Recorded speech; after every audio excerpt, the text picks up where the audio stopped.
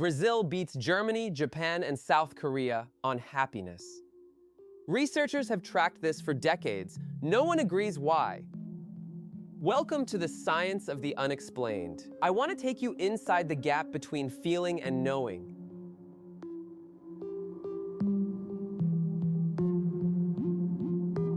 Every year, the Gallup World Poll asks people in over 140 countries one question: did you experience a lot of positive emotions yesterday? Brazil keeps answering yes, at rates that beat Germany, Japan, and South Korea. These are the world's wealthiest, most stable democracies. Countries with better hospitals, higher wages, longer life expectancy. Countries that, by almost every measurable standard, should be winning. So why aren't they? This is not a new anomaly.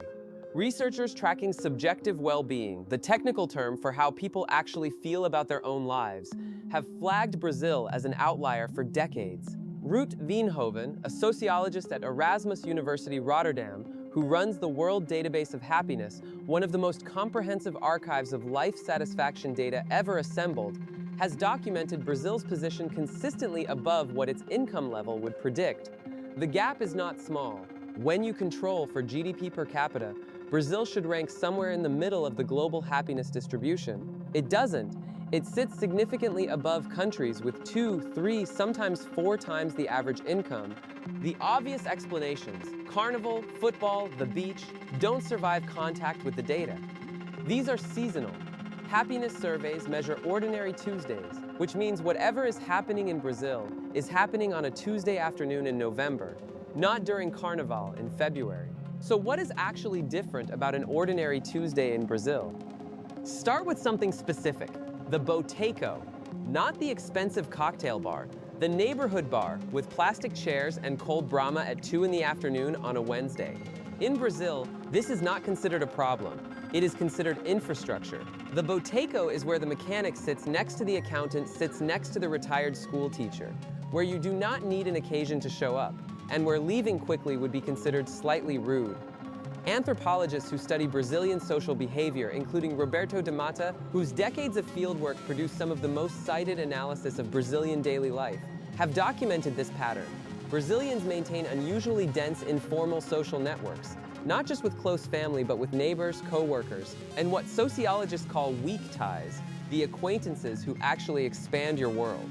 This matters because the relationship between social contact and happiness is one of the most robust findings in well-being research. Ed Diener, the University of Illinois psychologist, who spent 4 decades building the empirical science of happiness before his death in 2021, consistently identified social relationships as the single strongest predictor of subjective well-being across cultures. Not income, not health insurance. The boteco is not a quirk. It is a daily mechanism for generating the thing researchers keep finding is most predictive of feeling good. Brazil has dozens of versions of it. The Festa Junina block party, the Sunday family churrasco that runs until 10 at night, the mutirão tradition where a neighborhood collectively builds something for one of its members. None of these are random. They are structured, repeated social contact, and they happen whether the economy is good or not. But here is what this does not explain. Social bonds are measurable and well documented in Brazil, and they account for a significant part of the gap, but not all of it. Because other countries with strong social cultures, Italy, Mexico, Greece, don't consistently score at Brazil's level. Something else is also in the data.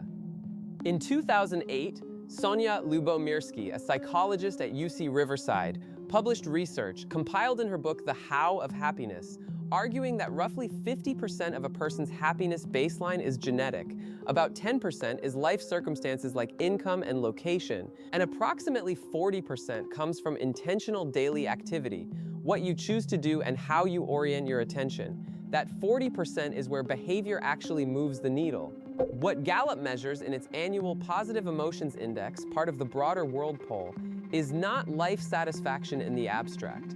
It is specific. Did you smile or laugh a lot yesterday? Did you feel well rested? Did you experience enjoyment? These are present moment measures, and Brazil scores exceptionally well on them, consistently higher than its overall happiness ranking, meaning Brazilians' daily emotional texture outpaces even their already elevated life satisfaction scores.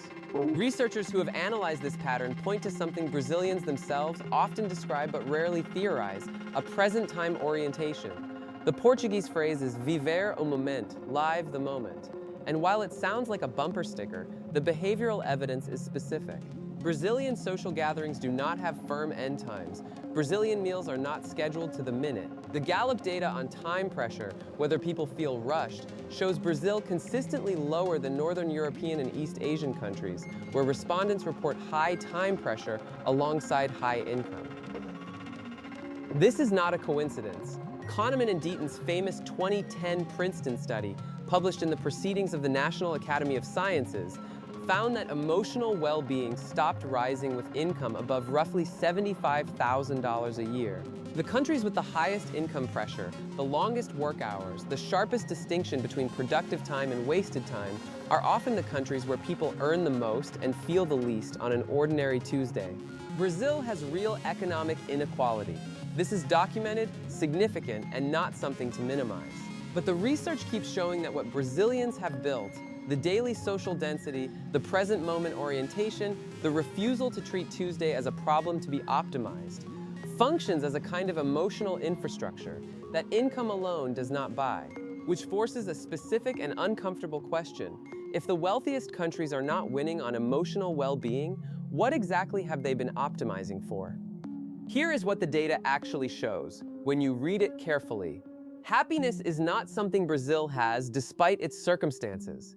It is something Brazilians have built into the architecture of ordinary days, and researchers have been documenting the specific mechanisms for decades: social density, present moment orientation, the boteco on a Wednesday afternoon. These are not accidents of temperament or genetics. They are practiced, repeated, structural. Lubomirski's research says 40% of your emotional life is determined by what you intentionally do. Brazil, without naming it as a policy or a philosophy, has organized significant parts of daily life around exactly that 40%. So the real question this raises is not why are Brazilians happy? It is, if the wealthiest countries have chosen to optimize time, productivity, and income, and those choices measurably reduce daily emotional well-being, was that a trade-off that was ever actually discussed? Or did it just happen? Drop your answer below, and whether you think Brazil's model is replicable somewhere else, or whether it only works here.